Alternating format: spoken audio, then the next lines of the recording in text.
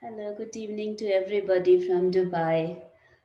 This is, I think, one advantage of the pandemic that we all have reinvented ourselves in this way.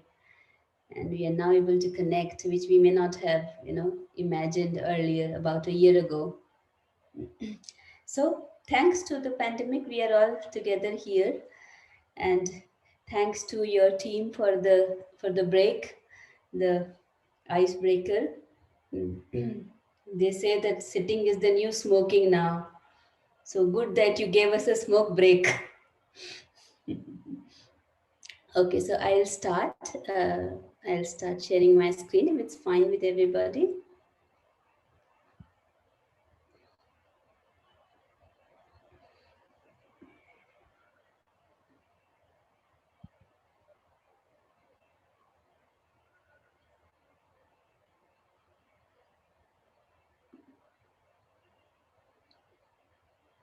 Can you all see it? Yeah. Okay, so we are going to talk about, ironically, just the other end of the spectrum from where we have just been transported by the previous speaker. He was talking about the gifted children. We are going to talk about children who need to be included in the main classrooms. So I would request you all to just uh, think about this picture and imagine if these items in this picture could speak, what would they say to us? Just look at these. Don't see the quote right now. Just look at the picture and imagine what these items would say to us if you met them on one table. You can always type it in the chat, please. I would want to know, what do you think they would talk to you?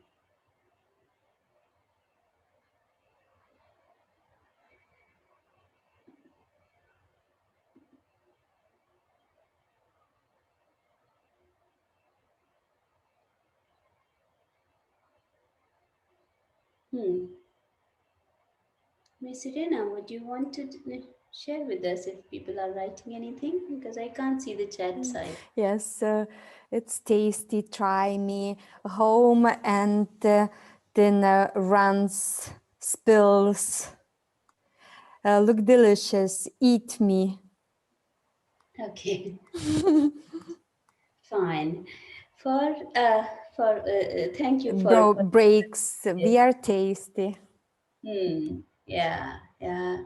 I also think, yeah, they would say that even though we all look different, we all are very useful for your health. We bring spice, we bring flavor to your life. Maybe they might say that.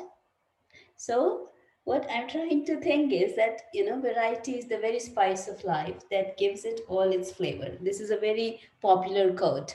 We all know that variety is what we live with. Monotonous life will drive us crazy. We all know that. We have experienced it.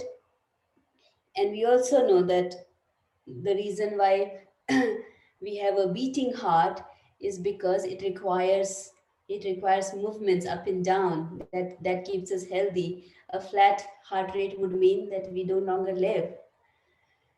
And also, let us just imagine for once, what is our favorite song?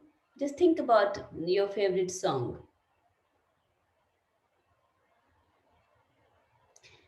And now think about making it your alarm ringtone. Have you tried that? I did. I did. Making it your alarm ringtone, you would surely see in how much time it will no longer be your favorite song. So, going back to where we were, now let us look at this quote. This is where the essence of inclusion is. Nobody is superior, nobody is inferior, but nobody is equal either, because we keep talking about equality, equality, equality. Let's be honest, our fingerprints are different for a reason. We don't have the same fingerprints. And this means that we are not equal, and there's no need to feel that, the sense of equality. We all are unique, incomparable. You are you, I'm myself. Everybody is himself, and we need to learn how to accept and respect that. That's what is going to be the essence of this session that I'm going to do with you all today. So we are going to explore the power of inclusion. So I would want you to think about one word that comes to your mind when we say the word inclusion. Do you have the rights to annotate? If you wish to annotate, you can always annotate, please. Yeah?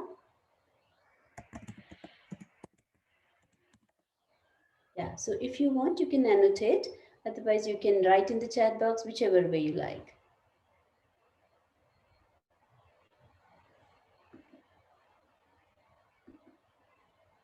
So, some words that come to your mind when we say the word inclusion.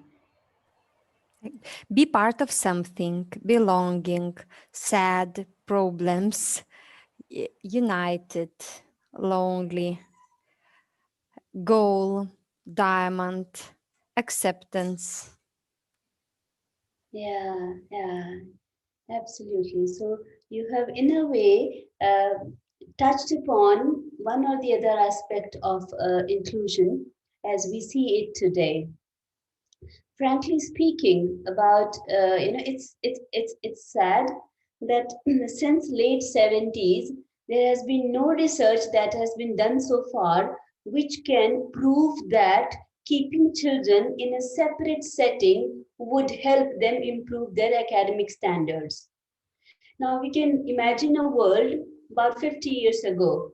We all know how education has reinvented itself in these last 30, 40 years. Around that time, teachers depended totally on, books. The students depended totally on teachers, and there was a very clear culture of chalk and talk. In that environment, it wasn't possible for the special children to bloom. That's why they were excluded from the class and they used to be taught separately. But that was 1970s. Since then till now, no research has been done in the same respect, which could show that yes, even now, if you keep the children outside the class, it will benefit them. So that's the reason we have now experienced that with the current wave of education, how it has been transformed into a very, very learning centered phenomenon.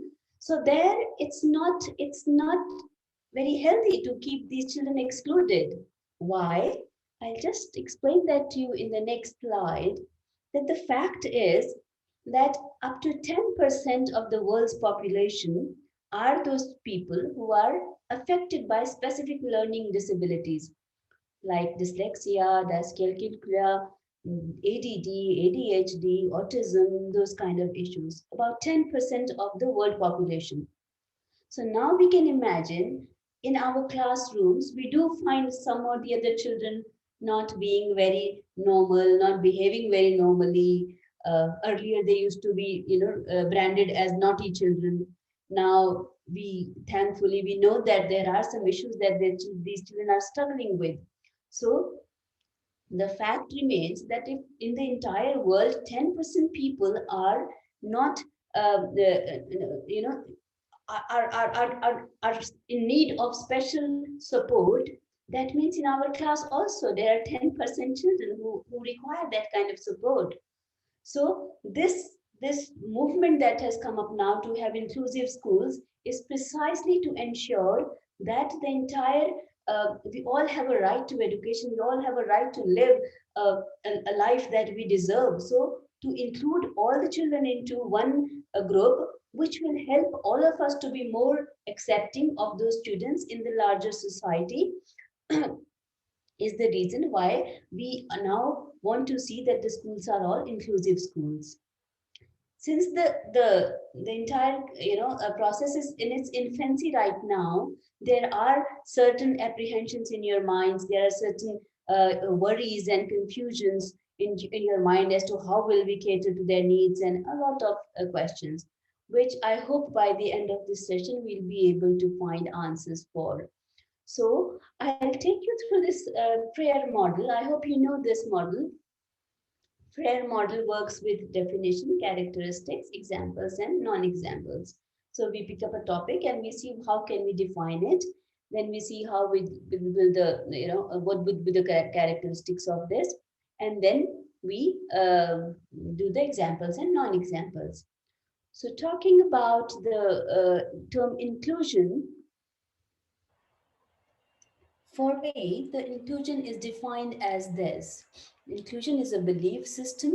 It begins with the belief that every child has strengths to build upon, interests to share, and experiences to honor. Now, on the other side, I have characteristics of inclusion. What inclusion means, what it is, what inculcates. So it is mainly about making students feel a part of the community. It's not an add-on, it's an afterthought. It's not just about the IEPs. I hope we are aware of the term IEP. It stands for individual educational plans, and these individual educational plans are purely prepared for the students who have extreme learning difficulties. So it's not only about preparing the IEPs, it's much more than that. It's not about just access, it is about including them actively. And it's about knowing and understanding the needs of the pupils. So, to sum it up, it's more than a policy inclusion. Going to the examples of inclusion and non-examples, I would request you to read because Pranjala, I'm sorry. I'm sorry for interrupt you, but could you share the slides on the full screen? Participants are asking. you're not able to see it on full screen. Sorry. Oh, We sorry. see, I think we see your view.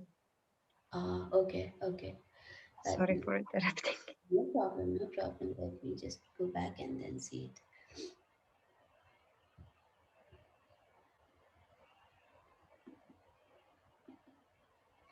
Just a minute.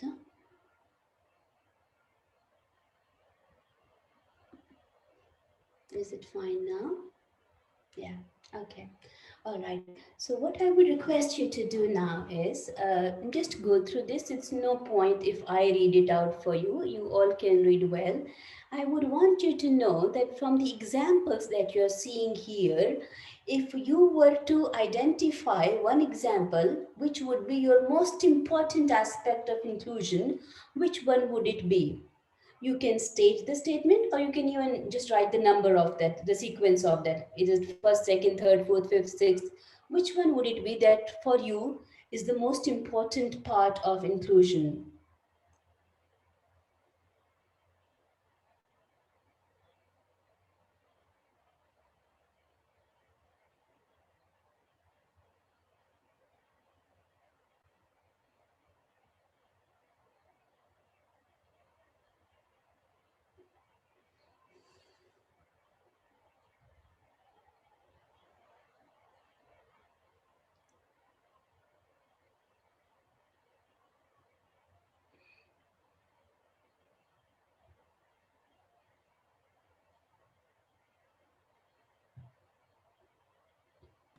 There is answer yes, 9. Okay. Yes, 3. All of it.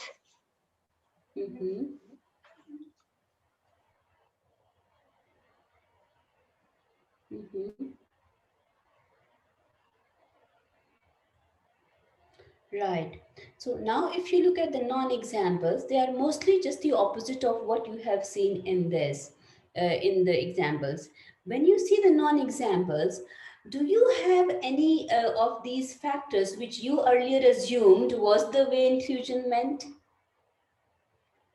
What I'm trying to say is, if you look at the non-examples, because when I was, when I had started, working on inclusion, I had a whole lot of fallacies in my head.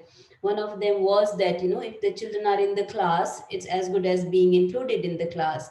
How can we plan everything the same for them? So that was my fallacy. But is there anything else in your mind, which is an assumption that you earlier believed that maybe inclusion meant this, but now when you see it, as a non-example, you realize that no, it may not be the same, it may not be true?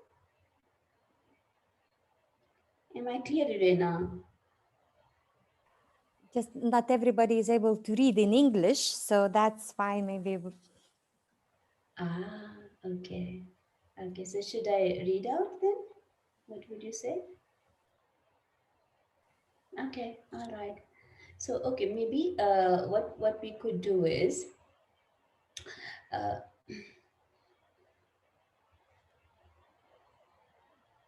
I hope the term paraprofessional is clear. By paraprofessional, what we mean is that the person who supports in the class, it is sometimes a shadow teacher, it is sometimes a kind of a specialist, a learning specialist, or sometimes a learning support assistant.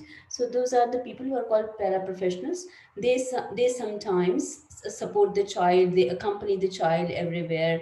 So these are some misconceptions about their role, that we felt that they have to be actively involved, whereas they have to move back and give the children the freedom to work on their own. That is what the true inclusion is. It is not something which is always directed and guided. Let's move forward. Maybe what we would do is later on when we share the presentation, we could share it in your language, then it will help everybody. So the people who are a little visual participants, for their convenience, I've just put this picture together. If you look at exclusion, exclusion is how schools, earlier were, where the school has all the normal children in it, and all the children who required extra support were not a part of the school. There was a separate school for them. Then separation is you are within the school, but your class is one class, and these children are in another class. Okay, they come to school, but they attend a separate classroom. They go back from there, and that's where it ends. Then we talk about integration. Integration is when the child is inside the class, but still has a separate group in the class. He is not included. And then the fourth picture is of inclusion, where you can see, all of them together. The learning is planned in such a way that all children learn together. So this is inclusion. If I request you to just look at the slide on the right side, a simple question like, can you be included? Do you have a disability? No, then you can obviously be included. If you do not have disability, or if you have a disability, are you breathing? No, if you're not breathing, then there is not a chance that you can be included. But all those people who are breathing can be included. So we have to again break those barriers in our mind, which tell us that no, children with extreme difficulties cannot be a part of the normal classroom and all. So this is for them. And how and why they should be included is this.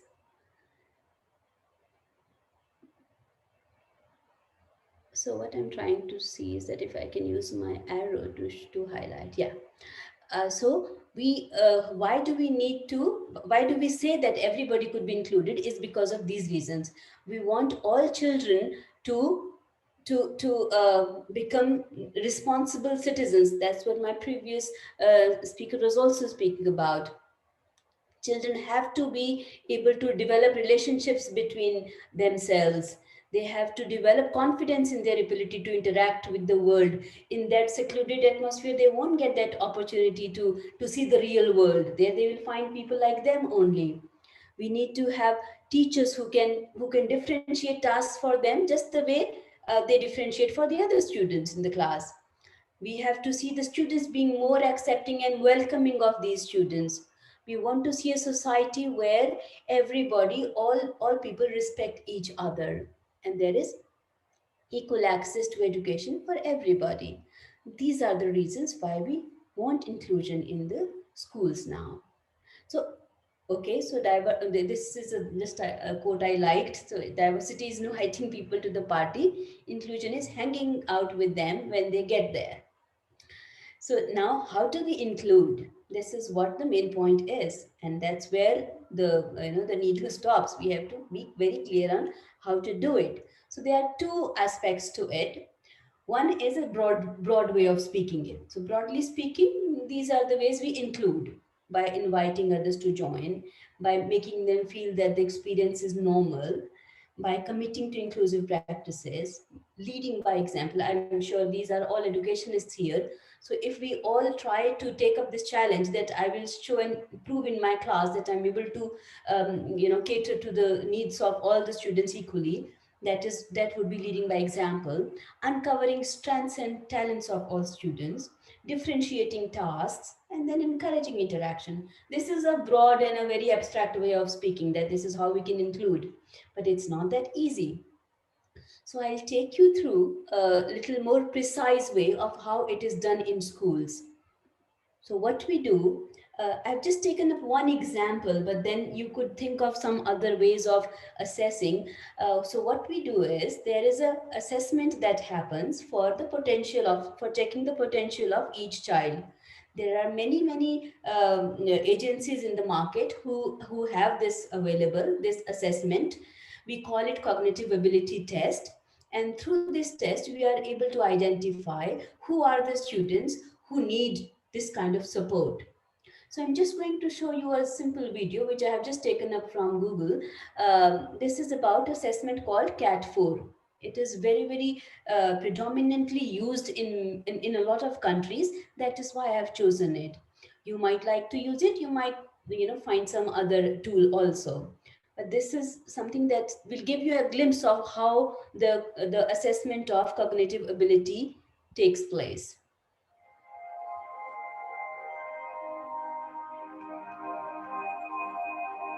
CAT4, the new edition of the Cognitive Abilities Test, the UK's most widely used assessment of ability, available on demand throughout the year. CAT4 provides instant reports with essential data for identifying potential, personalising learning, engaging with parents, monitoring progress, measuring value added, and supporting admissions. CAT4 measures 4 areas of reasoning: quantitative, verbal, non-verbal, and spatial, a skill important for success in science, technology, engineering, and maths, and an ability that is not measured by any other reasoning test for schools. CAT4 helps you understand your pupils' strengths, weaknesses, and learning preferences, and adapt teaching accordingly. It identifies gifted and talented pupils and pupils with low ability who may need learning support or screening for learning difficulties. You can see immediately what their ability profile is. Pupils with extreme spatial bias will learn better through flowcharts and diagrams, but may struggle with verbal-based subjects. Pupils with an extreme verbal bias will learn well through written texts, writing, and discussion, but may struggle with STEM subjects. And pupils with a balanced profile will respond to all types of teaching styles. CAT4 can identify underachieving pupils, helping you target measures to remove barriers to learning. It helps you set targets and monitor progress. Indicators and pointers are available for GCSE, A-level, and IB courses. The individual student report for teachers provides data that will help teachers understand a pupil's learning profile. The narrative describes the implications for teaching and learning, supporting personalized learning, improving parental engagement, and informing intervention strategies. Special reports are available for senior leaders, parents, and pupils. CAT4 is not about knowledge recall and requires no preparation, offering all pupils the same opportunity to show their underlying ability. And with 3 ability batteries that do not depend on language, it is highly suitable for EAL students. CAT4 is available throughout the year. No registration is needed, and results are available immediately. Provides a single assessment of ability for 6.5 to 17-year-olds, and is available in paper and digital format. It also informs value-add measures, provides evidence for inspections and self-evaluations, supports selections based on admissions criteria. GL assessment, the measure of potential. So, to summarize how it works is that the assessment tells us how much the child's potential is and in which area: verbal, non-verbal, quantitative, and spatial. So, the potential is measured in ST9, Standard 9 score. So, if you look at this front part, are you able to see my arrow? Okay, so if you see this front part, this 9, so the child will get a score between 1 and 9. Let's say if he does his CAT 4, he will be able to get a score between 1 and 9 in verbal battery, non-verbal, spatial, and quantitative. Now, what it means is that if the score is 1, 2, or 3, this means the child is way below the average age group of that, child. If it is 4, 5, and 6, then he is just average. If it's above 6, that is 7, 8, or 9, then he is in the higher bracket where he could be a gifted child, he could be a very fast performer, he could be a forward thinker, he could be, on that end. So generally what we see is that 5 is the class level potential. For a child, if he is at around 5, he is the class level, 5 is the class level potential. Now, if it is way below 5, if it is still 4, it's fine that the child may require some extra support and he will reach the 5. But if it's less than 4, if it's 3, 2, and 1, then the child is definitely a child who requires additional support. So what you can see here now, the 10% children that we were talking about, if you see here, the bell curve, here you see the percentage of children who generally are in this bracket. The majority is in the average, the few children are in below average and few are above average. This is how it is measured. So when we do the assessment, not only does it tell us about who are the children who need to be included, it also tells us that which is the area, which is the strength of the child. For example, if it's verbal ST9, that means the child learns faster with language. If it's quantitative ST9, which is high, let's say he has got a 6 and a 7 and an 8, that means that the child learns faster with numbers. If it is spatial, then he learns a lot with the flow charts and things like that. So this is how this test is conducted. We can think of other tests also and get them done, but then this is how in Dubai, especially in, I think in UAE only, all schools are expected to conduct this test for all the students. So we all conduct this test, and then basis the result of this test, we are able to identify about who all are our children who require additional support. Okay, so then when we receive the result, then we divide those students into 3 waves. Wave 1 students are the ones who require first quality first teaching. That means they are a part of the class, a little below average, but they can be accommodated in the class itself. Then the wave 2 students are the ones who would require classroom support as well as a few pull-out sessions. So the specialist or the the special education teacher could pull that child out, but not for the whole day. Maybe 2 sessions a week for literacy, 2 sessions a week for math, just to support that child. And it's mainly about, sometimes pre-teaching or sometimes post-teaching. So whatever has to be taught in the class, if you call the child and do a little bit of pre-teaching with him, he will find it very easy to understand the same thing in the class.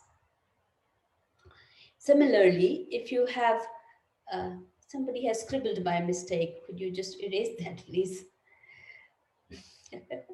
Okay, and then wave 3 is that group of students who do require additional support. These are the children who are maybe on the spectrum of autism, who are highly disabled children. So for them also, we need one-on-one support, but as much as possible, they should be a part of the class. There could be a learning assistant with them, but not micromanaging them. She could leave the child on his own also. That's how it works in the schools. So as a school, there is one-to-one behavior intervention that happens with wave 3. Small group tuition, small group teaching happens with wave 2. And wave 1 is usually in the class only, where we try to keep giving them, feedback. We have some personal targets. We do a lot of peer tutoring, and that's how those students are supported in the classroom. Again, I would reinforce the effective inclusion of all children is wave 1. Additional time limited provision is wave 2. And additional time limited provision to enhance progress of children who are working way below the chronological age.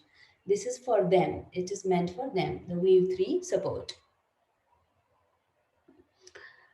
The intervention, in terms of intervention, how we intervene for the students.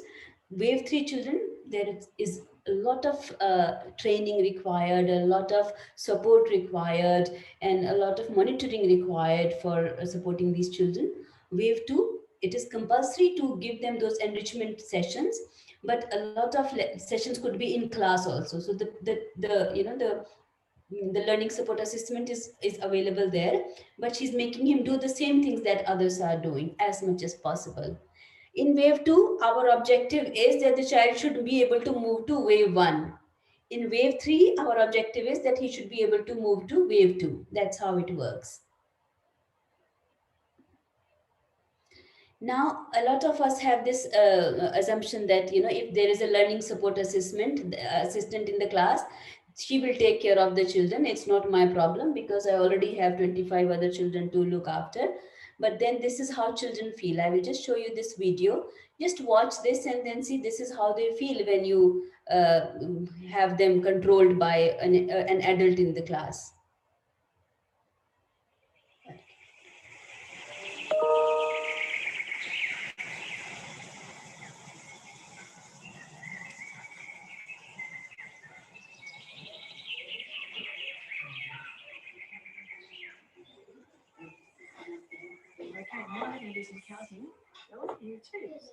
I don't understand why I'm at the back of the class. I wish I was like everyone else. I want to do what they're doing. But here I am doing the same old number activity, watching as my classmates learn something else. Don't they know that they're setting me up to fail? Don't they know they hold my future in their hands? I want to work with my class, learn what they are learning, and do the activities they do. But here I am, stuck at the back, limited by low expectations. Having a one-on-one teacher aide just teaches me to rely on them and means I get less attention from the teacher. I'm not included in the classroom. I am in the same room but segregated from my peers, sat to the side or back, working on different things and missing out. I want to be free to learn with my peers, reach my full potential and be seen to be like everyone else. I need something to change.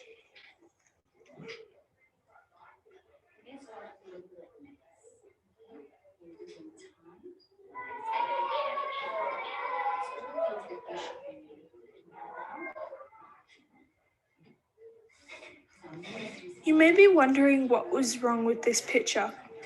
I am in the classroom with my peers, sitting in my seat, learning the same things as everyone else. You may think this is inclusion, but it's not. I am stifled, limited, and held back from reaching my full potential. Though I love my teacher aide, I don't get to think for myself. In fact, a lot of the time, my teacher aide does it for me, even whispering the answer in my ear when I already know it. The more she is with me, the more I realize that there is no point in me thinking for myself because she will give me the answer anyway. I'm sure there are other kids who also need her help. Does she need to be with me? Can't she help others? Surely if I need help, I can put my hand up and ask my teacher like my friends do. My friends and classmates want to help me, but by having someone right next to me, they can't. I need to learn from my peers, be able to do group work and be challenged. I want to be allowed to fail or succeed and learn from it. I need something to change.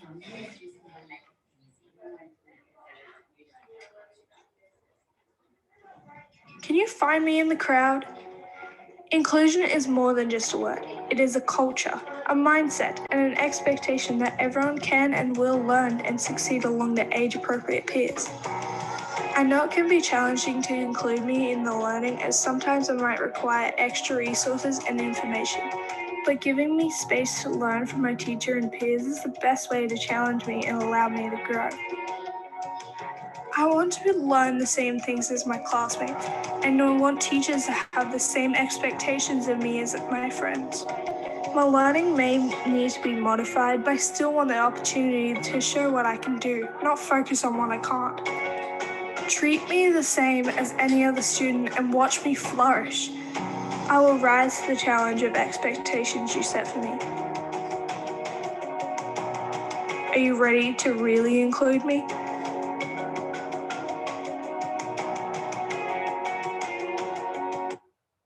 So the question is for us, how much prepared we are and where our challenges are.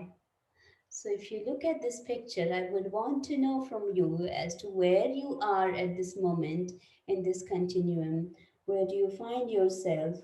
Are you at the first stage, second, third, fourth, or the fifth stage, which is kind of an ideal stage where we not only respect individuality, but we also respect diversity and prepare our lessons and plans to promote that diversity.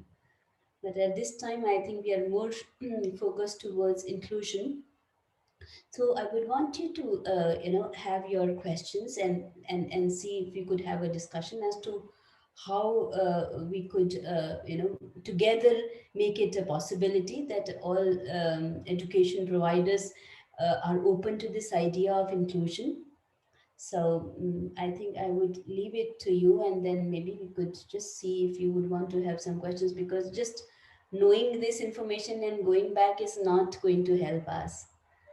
So if you really want to do something, it's better to have some kind of questions answered and some misgivings could be cleared here. Pranjala, this was really mind-blowing for me.